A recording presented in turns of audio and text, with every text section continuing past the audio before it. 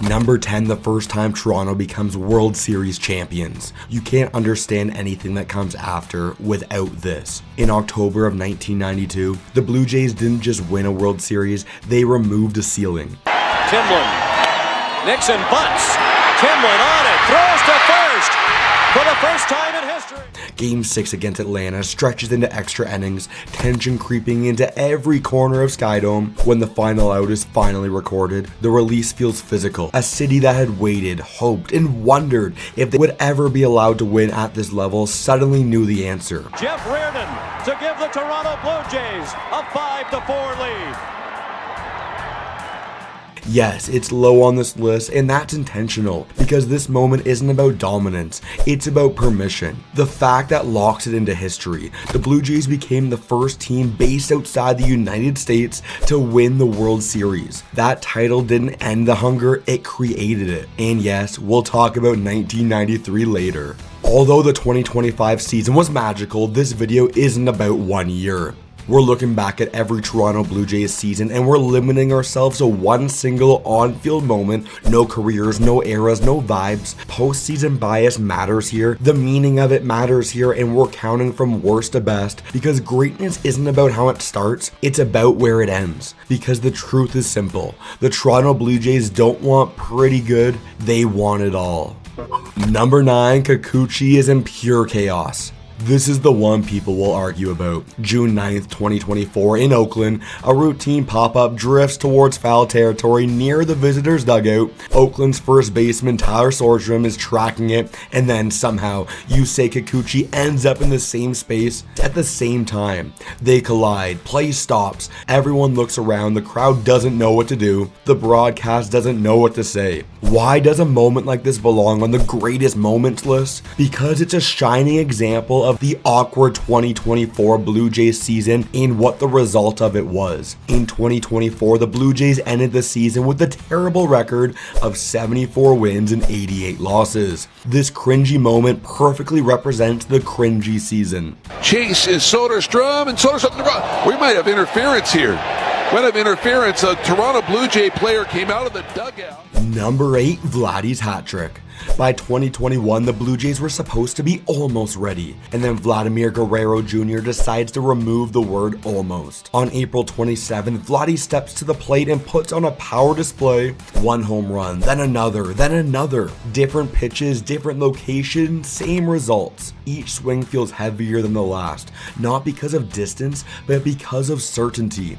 This wasn't potential anymore. The fact that cements the night, Guerrero became the youngest player in Blue Jays history to hit 3 home runs in a single game, doing it at just 22 years old. That night told fans something crucial. When this team finally reaches October again, this guy isn't following, he's leading. Swing it a drive! Get up, ball! Get out of here! How about a 3-homer night for Vladdy? Number 7, 1, 2, 3, 4 for Delgado. Some moments are too ridiculous to ignore context. September 25th, 2003, the season is winding down, the stakes are an October level, but once Carlos Delgado starts swinging, none of that matters anymore. One home run, then another, then another, then another. By the 4th, the crowd isn't reacting, it's laughing in disbelief. Broadcasters stop trying to predict, pitchers stop pretending, baseball for one night becomes simple. Delgado versus gravity. The number that makes it historic, Delgado finished the game with 17 total bases, tying the MLB record. That wasn't just dominance, that was a franchise reminding the league it could still produce moments no one else could touch. Jay done that until Number 6, Roy Halladay takes control. This is what authority looks like. September 4th, 2009. The Yankees come to Toronto. The stakes are familiar. The lineup is dangerous. And Roy Halladay steps onto the mound like he's already decided how the night will end. Pitch after pitch, the zone shrinks. Contact disappears. The Yankees don't look overmatched. They look contained. There's no drama here. No theatrics. Just inevitability. The defining fact, Halladay threw a complete game shutout, allowing 1 hit while striking out 9. This wasn't just pitching excellence, this was a reminder when the moment demands control, Toronto has had someone who could take it. 2 2, strike 3 called, and that's it for Posada. He goes down looking. Number 5, the bat flip that changed everything. You don't need context, but you need to remember the tension. ALDS Game 5. The 7th inning lasted forever. Airs pile up. The crowd is buzzing. Confused, furious, hopeful all at once. Then Jose Bautista gets one pitch he can punish, and he doesn't miss. The 1-1 from Tyson.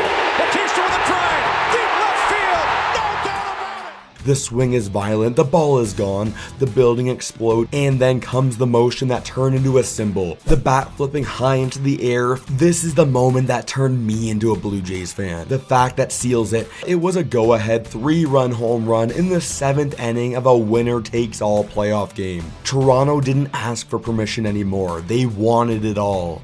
And trust me, I want it all as well. Please help me reach my goal of 100 subscribers and click that red subscribe button. Number 4, welcome to the Sky Dome. This moment wasn't loud because of the score, it was loud because of what it represented. June 5th, 1989, Toronto opens the Sky Dome. It's massive, modern, and magnificent. This city isn't just hosting baseball anymore, it's claiming space in the sport. And when the first true roar finally comes, it's Fred McGriff who provides it, launching the first home run in the building's history only a few days later. The fact that matters here is McGriff hit the first home run ever at the Sky Dome. That ball didn't just land in the seats, it landed in a future where Toronto expected more. 314. Look out, folks. Will dysentery.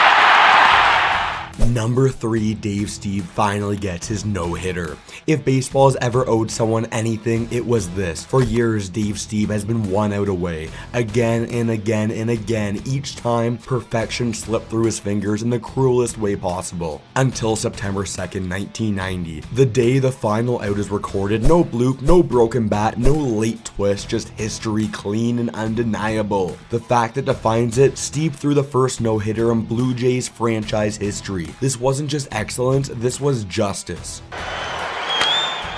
Holy cow, he broke it up with 2 outs. Number 2, touch 'em all, Joe. Some moments don't age, they freeze. Bottom of the 9th, Game 6, the Blue Jays are trailing, the World Series is slipping, and then Joe Carter swings, and the world changes. The call is perfect, the trot is eternal, the image is immortal. Joe Carter didn't just win a championship, the fact that elevates it above almost everything else, it remains one of the only walk-off home runs to end a World Series while the team was trailing in the bottom of the 9th. But there is one moment I think is greater than this. In case of extra inning, fastball is hit to left field, down the line, in the corner, home run! Number 1, George Springer sends Toronto back. Although it didn't result in a World Series win, this is the peak for me. ALCS, Game 7, everything on the line, the crowd knows it, the dugout knows it too, the city feels like it's holding its breath, and when the Blue Jays need a swing that can pull the entire franchise into the next chapter, George Springer delivers. High fly ball.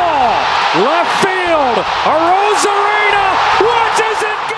The ball leaves the bat, the stadium erupts, and suddenly the years of waiting collapse into one sound, pure release. The fact that makes it undeniable, Springer's home run was the go-ahead blast in Game 7 of the ALCS, clinching Toronto's return to the World Series. The Toronto Blue Jays don't want to run, they want it all. And if you're craving more Toronto Blue Jays content, click right here as we discuss Bo Bichette's legendary career so far.